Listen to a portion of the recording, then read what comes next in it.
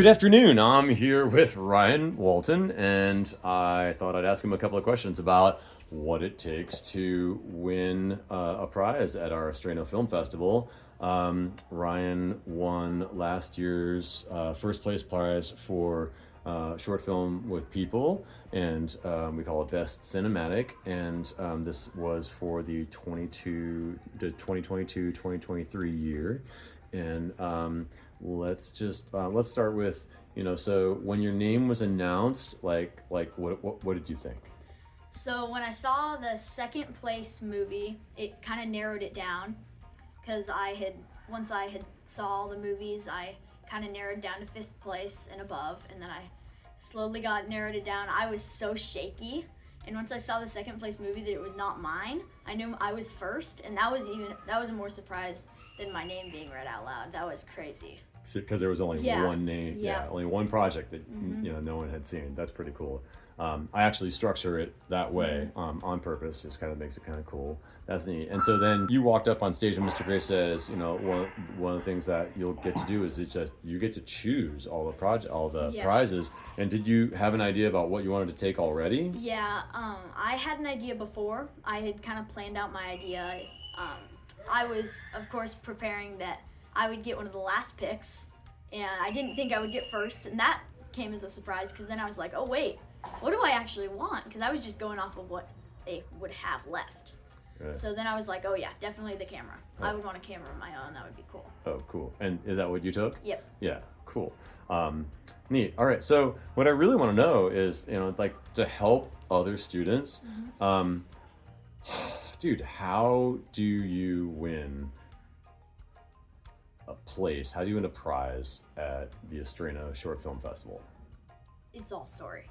Story. It's all story. You're not just saying that because Mr. Gray says nope, it. Not at all. Yeah. I know you say that a lot. Story, audio, and... The Hunted, right? Yes. Was what it's called. How did you come up with the idea for The Hunted? I don't totally know how, but I watched a lot of movies leading up to it. I watched different genres of movies, heist movies, action movies, spy movies, all those kind of... And I figured I want to kind of do like a mix of them all. So I figured, and then detective movies. So that's what I mainly based it off of. And so then, a kidnapping, which is kind of like a heist movie. Mm-hmm. Yeah. And then with action movie with all the fight scenes and the crowbar and then, tell us about the crowbar. Well, so I used a fake crowbar, which was like foam, and I hit my dad with it, and he fell down. It looked so real, and I even added like a metal sound effect, and so I even told you that it was real. And I bought it. I totally you bought it. You were like, oh, did you have to take him to the ER? What happened? Totally. And you didn't find out till a little bit before the actual festival. Your dad. And, yeah. Yeah, because I wanted to see the bump. That would have. So what one of the things that the judges were really impressed with was the audio spotting when you move a sound from left to right to find out the exact spot that should, and it was not only a well chosen spot. I can hear it in my head right now because it was just so convincing. And then seriously thought that you killed your father. For the sake of our little short film. That was totally cool. And then another cool thing that everybody asks about is dude is an 11-year-old actually driving the car? What's going on? So to explain to us. That was cool. Yeah. We thought of it. As soon as we did the movie, we got to the park, and I was like, okay, so I want this shot, and this shot. And then it didn't really look great, so we came up with new ideas and came up with new scenes, and finally I wanted something like a big finale, and a big shocker finale. So I figured out that my dad would kind of lean back in the car like this, and then I would sit on his lap driving the car, just moving the steering wheel, but he had his hands on the steering wheel from underneath, and he had got the pedals. Yeah. So it looked, and we filmed from an angle that it looked like I was driving. Filming from an important angle, and I have explained this to everybody else, and in one part of the scene you can see that there's no chair and there's no back of the chair behind you because Dad's leaning back, but you can see Timmy, your brother's.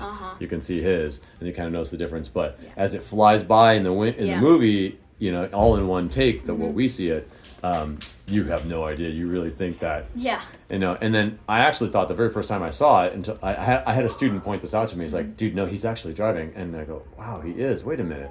I actually thought, because you could have just cut it. Yeah. You could have done, there's a shot of you, and then, sitting, as if you're going to drive, special effects of the squealing tires, and then cut to driving away. You could have done that, but it was even more convincing that you're sitting in the driver's seat while the car is driving, but you're not actually driving. That's another important factor, that shock factor. Yeah. You make the judges go, wait, hold on. They're watching their phones or whatever. Oh, Yes. wait, hold on. Yes. Wait, how did they do that? And then you have them watch it again, and then they watch it on their own time again. They're trying to figure out what happened. Yes. And as they're doing that, they kind of figure out some other cool things in your movie. And that's one of the cool things about being one of the judges, is that I'm usually the first person to watch everything, so that, for this year it's going to be the 23rd of March, and the 23rd of March comes, and you guys leave the classroom, and I'm not hungry because there's so much food on open lab day, but so I will watch maybe 10 films until I just start to get tired. I'll go home, I'll have a cup of coffee, and I'll watch 10 more films, and they're even better on our giant screen TV. Yeah. And that's really where I got to enjoy your film, and I didn't know how good each ones or which ones I should watch. I just kind of watched them from top to bottom, and it was just neat to have that shock factor, like you said, dude, how did he do that? And then that's when we start texting each other. I'm usually telling the other judges, oh, dude, wait, you gotta go to this one. You gotta go to this one. And yours is really fun to do that. One of the things I really liked is right from the beginning, I've got a poster in the back of my room right now that we'll cut to that says, in 15 seconds. You really gotta let us know, where's the movie going in 15 seconds? And yours says, how did I get here? Where am I? And where's Timmy? And it was just so cool that's exactly where your movie's going. It's all about where's Timmy, and then you rescue Timmy, and then driving away. You finally save Timmy. You were in Morro Bay at Morro Rock, super pretty at the time. Why did you choose that as your setting for your opening scene?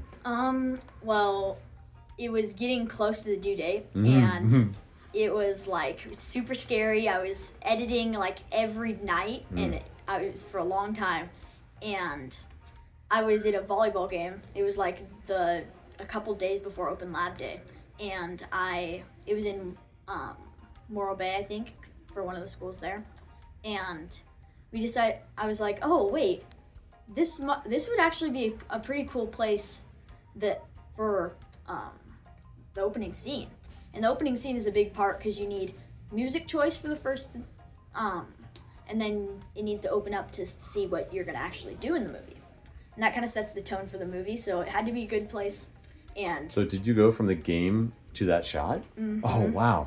And then I changed in the car. That was my question. Yep. Were you holding those clothes, and then I can't remember, did you wear the same clothes throughout the whole film? Did you think about that? I thought about that at first. We call that continuity.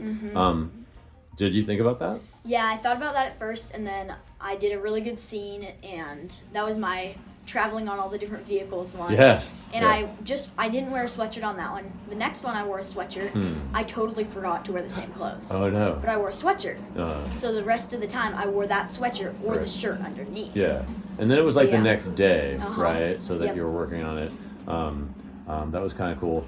I was nervous, but one of your settings, you chose to go inside a store, and I was nervous that oh my gosh, what if you got yelled at and this kind of stuff, and then so your dad is essentially the kidnapper, and he's wearing a mask and he's chasing children in the store, and then did he say something about that? Oh no, so was the store empty? What made you decide to do that? It was another one of those last minute decisions. We were gonna go to Costco, but that was way too crowded. Yeah. And you lucked out at Lowe's. Yeah. Lowe's was good. We found a good employee that kind of didn't shut off some things, but kind of made sure oh, don't go over here. And then cool. My mom was over oh, don't go in this lane. We're moving boxes or whatever, pretending to be a store worker. Oh, fun. Yeah, that was a fun scene to film. Yeah, it was. I know that you did. So we did in class the walk into focus once with the high school's cameras, right? We did that, Yep. and then that was one of the things that I will bring to the attention of the other judges some of the cool stuff that the students do. And I said that that this was an exercise in class, and that this young man actually did this for his project, which I thought was just totally cool, by the way. And then like also the Heelys were, yes. Like they were there was the smoothness that just made something cool because it was like out of the ordinary. Like, as middle schoolers, like we all know what Heelys are, but that they were in your movie and that there was a significant amount of movement that you used them in there. I don't know, it just kind of made it flow. Yeah. Was that a spur of the moment thing, or did you say, I want them in the shot? My brother was going to wear them because he was going to shut off the aisles, but also be a little bit in it too because he has to run away. And he was going to wear them. I was like, I'm not sure how that would turn out. But then he was like, oh, you should wear them. It would be cool. We could get away from our dad faster. And it would be like, yeah. So it was a little bit intentional, but it was totally just at that moment. It was like, oh, that's a cool idea. And then you're also running through the refrigerators, which are reflective. Yeah. Did you think about that? Yeah, at all. So when I just went through Lowe's, and for like a good 20 minutes, I just went through all the aisles and looked what would be cool to film at. What would be cool. And so the reflections of what's mostly a stainless steel refrigerator looked really cool. And I didn't quite think, that is something that I talk about in class, and I often say, no one's going to do anything with reflections or mirrors or windows, which is just very true. But you did it, and it was a little intentional because you spent some time in Lowe's saying, not here, not here, I'm going to work on that there. That was super cool. If you had it to do over again, what would you have done differently? Start earlier. I started like mid-February, and that was like the worst decision I could have made. Just a couple weeks before it was due. That was like a couple weeks before it was due, and it totally jumped on me by surprise, and I was like, oh wait, this is due next week. Oh my gosh. And that was when we did I did the Morro Bay scene and all that kind of stuff. Oh, super cool. Trying to think of the other parts. Anything else? Like anything else that you would do if you had to do it over again? If I had to do it over again, I would take time in choosing the music, because I actually use iTunes music until 2 days before open lab day. And when I showed it to you, I was like, I'm done. And you were like, you can't use iTunes music. And I was like, oh wait, because music's almost the entire part other than the story. And the actual film of it. It's like half of it. Yeah. And then I'm like, oh no.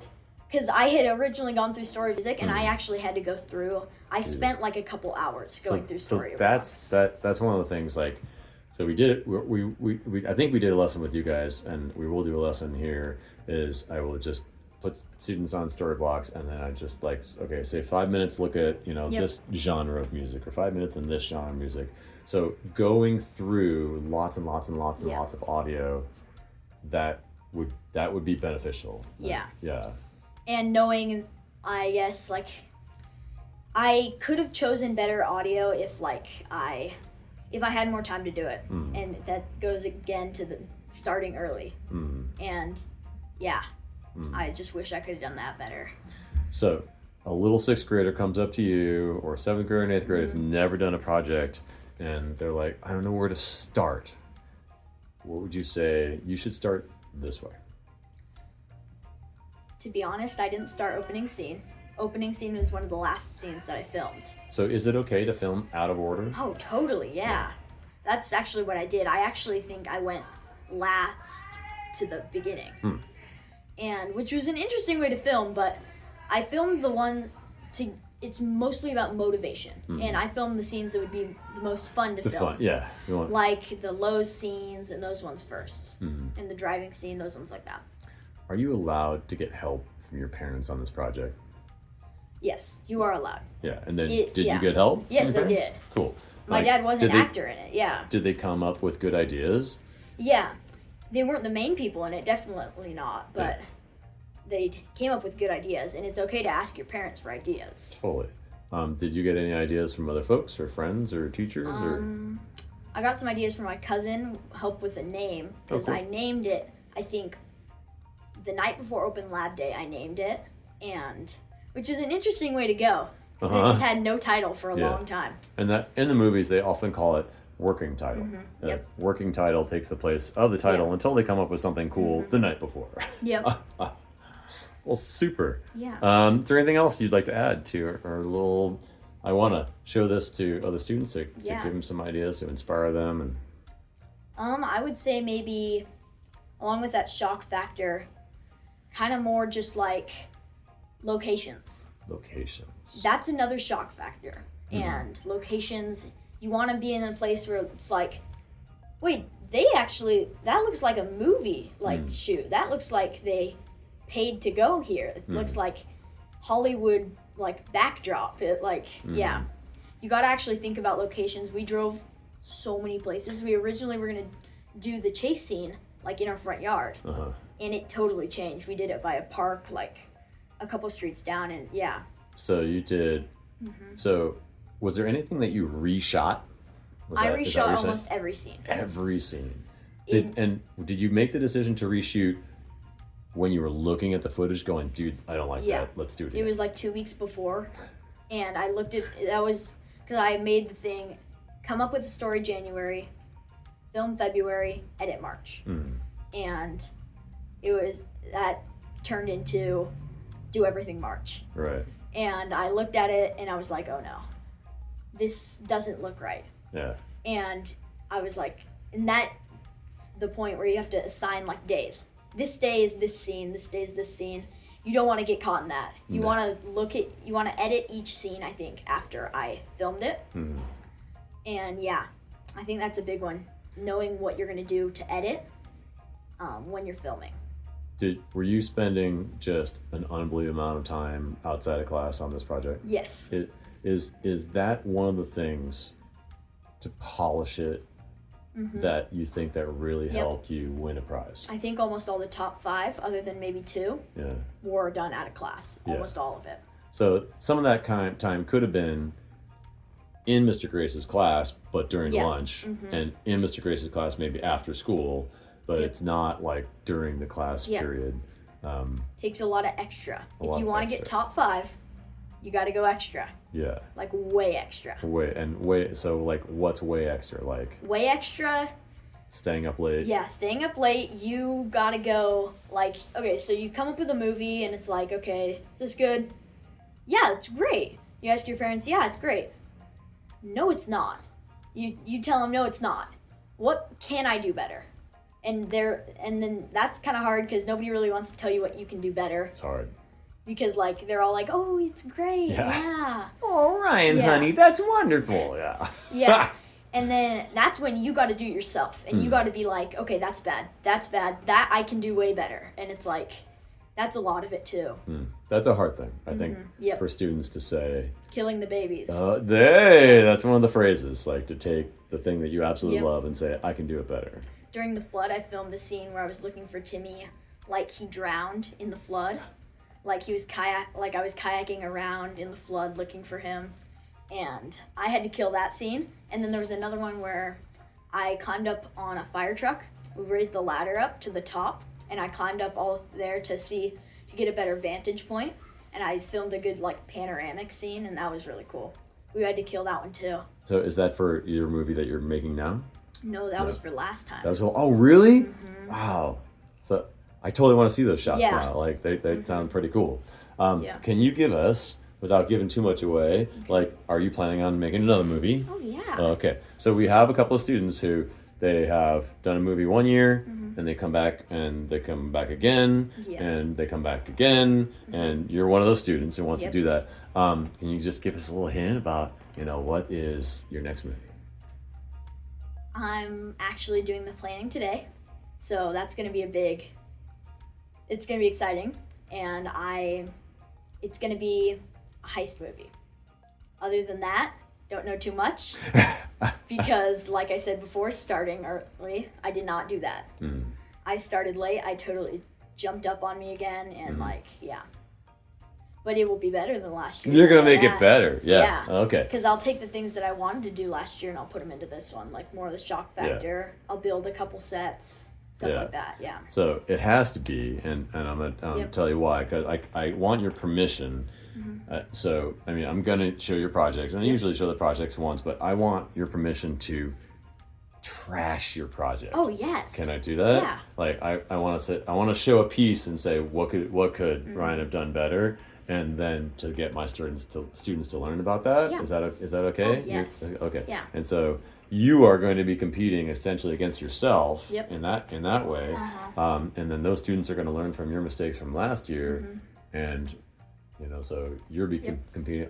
I'm totally excited for the competition this year. I'm excited this year too, because some of the 6th graders, I know a lot of them I've seen doing animation and that kind of stuff. Yes. But I haven't even seen the live action portion of the students. Right. I saw 35 seconds of one movie, and it's Parker Rupees. Have you seen? Yes, do you know who Parker is? I've seen it. And so he's my competition. So right now that's the only thing I've seen. Yep. And I will say that I'm excited about those 35 seconds. Yeah. Like I'm totally honest, and so that's just kind of cool. Well, I want to thank you for taking a few minutes to talk with us, and may the best student win. Yeah. Super. Well.